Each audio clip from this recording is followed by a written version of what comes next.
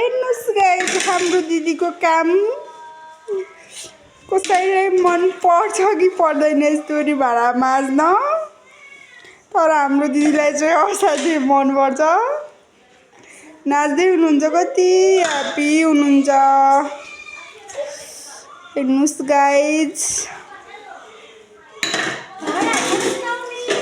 भाडा माझ्न मजा आइरहेको दिदी एकदमै लिपस्टिक पाउडर पार्लर गर्ने बानी छैन हाम्रो गाउँमै यही बुकी गर्ने गाइस म त खाना मात्र पकाउँछु मेरो दिदीले चाहिँ भाडा माझ्छ मेरो दिदीलाई फेरि खाना बनाउन भन्दा भाडा माझ्न मजा आउँछ अरे खाना पकाउन अलि मजा आउँदैन अरे हो गाइस मैले चाहिँ यस्तो भाडा मिल्दिने काम हो उसले चाहिँ पकाउने काम हो नि त अब होटलको भाडा हो त्यसले भइहाल्छ यो होटलको नाम के हो अरे भन्छ त यो कोरियामा पनि ठ्याक्कै नेपालको जस्तो रहेछ के गाइस हो र गाइस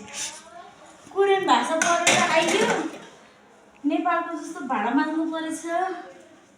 अनि भाडा त त्यति धेरै रहन्छ नि खासै दुईजनाको हो कि कतिजनाको हो खास म त नेपालमा मात्र भाडा माग्नु पर्छ कि भनेको यता कोरियातिर पनि यस्तरी भाडा पर्ने रहेछ गाइस बडो भाडा माग्नलाई नेपालमै माझे नि हुन्छ यति पैसा खर्च गरेर पढ दिमाग खराब गराऊ अनि यहाँ कोरिया आऊ भाडा यदि सक्नुहुन्छ भने